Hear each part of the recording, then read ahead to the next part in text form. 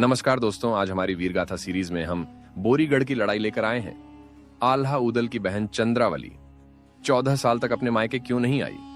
बोरीगढ़ के राजा कौन थे? इन सभी सवालों के जवाब जानने के लिए वीडियो में बने रहिए। उससे पहले यदि आप पहली बार चैनल पर आए हैं तो चैनल को सब्सक्राइब करें। अब हम कहानी में आगे बढ़ते हैं। बोरीगढ़ के राजकुमार सूरजमल का विवाह परिमाल राजा की पुत्री चंद्रावली से तब हुआ था जब आल्हा उदल बालक ही थे। दसराज और बछराज को धोखे से मार दिया गया था। राजा परिमाल अपने शस्त्र समुद्र को अर्पित करके युद्ध से संन्यास ले चुके थे। बोरीगढ़ के राजा वीर शाह अपने पुत्र के साथ महोबा पर आक्रमण करके चंद्रावली को ब्याहने आ चुके थे। तब रानी मल्हना ने राजा परिमाल को समझाया था कि बेटी चंद्रावली का विवाह किसी राजकुमार से करना ही है। फिर बोरीगढ़ के राजा यदुवंशी हैं।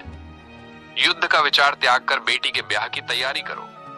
समधी राजा को बारात लेकर द्वार पर पधारने का निमंत्रण भेजो। रानी की समझदारी से बिना रक्तपात के चंद्रावली का विवाह धूमधाम से हो गया। 14 वर्ष बीत जाने पर भी चंद्रावली कभी मायके नहीं भेजी गई।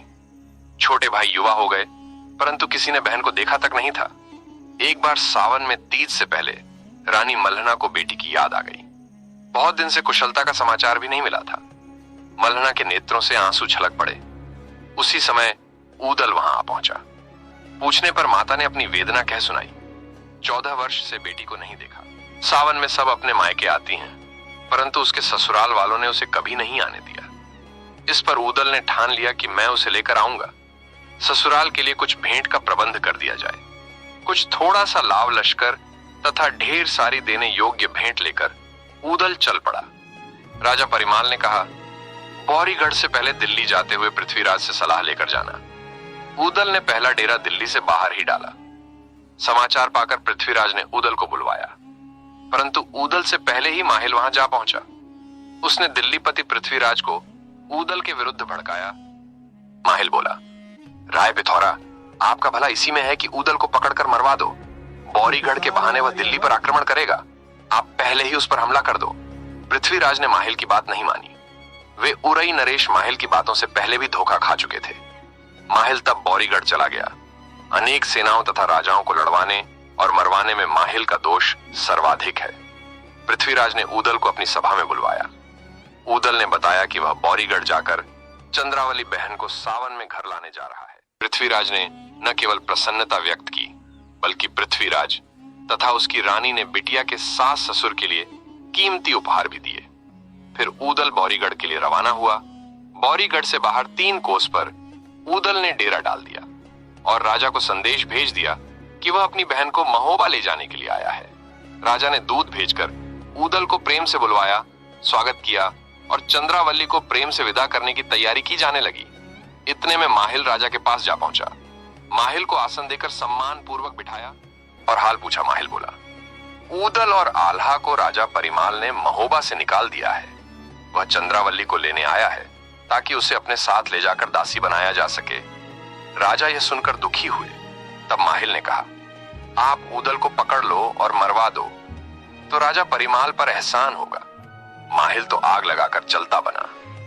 इधर राजा ने पुत्रों को उदल को काबू करने का आदेश दिया। उदल सहज ही काबू में नहीं आ सकता था। बहुत से वीर मारे गए, परंतु अंत में उदल को बांध लिया गया और महल के पीछे की गहरी खाई में फेंक दिया। चंद्रावली हैरान परेशान थी। उसने रात को रस्सी से बांधकर खाई में उदल को भोजन पहुंचाया, परंतु उदल ने कहा, बहन, किसी प्रकार महोबा में सूचना भिजवा दो। वहां से भाई मुझे छुड़ा कर ले जाएंगे और आपको भी महोबा ले चलेंगे। चंद्रावली ने विश्वस्त दूत के हाथ संदेश भेजा। माता मल्हना ने पत्र पढ़ा और आल्हा, मलखान, ढेवा और ब्रह्मा को तुरंत बोरीगढ़ भेजा। बोरीगढ़ में भारी युद्ध हुआ। फौज तो अनगिनत मारी ही गई। बोरीगढ़ के 7 राजकुमार भी बारी बारी कैद कर लिए गए। स्वयं वीर शाह भी युद्ध करने आया। आल्हा और मलखान ने वीर शाह को भी बांध लिया। मलखान ने राजा से कहा कि उदल को बिना कारण के कैद कर लिया। इतने दिन बाद चंद्रावली बहन को विदा कराने आए। भाई से आपने ऐसा व्यवहार किया। तब वीर शाह ने माहिल की बात बताई और बार बार क्षमा प्रार्थना की। आल्हा ने उदल को तो छुड़ा ही लिया था। तब वीर शाह के 7 बेटों को बंधन मुक्त कर दिया। राजा को सम्मान सहित आजाद कर दिया। राजा ने चंद्रावली को विदा करने का प्रबंध किया। 7 राजकुमारों और राजा रानी को उपहार भेंट कर सम्मानित किया। बहन चंद्रावल्ली को विदा करवाकर पालकी में बिठाकर महोबा ले आए। माता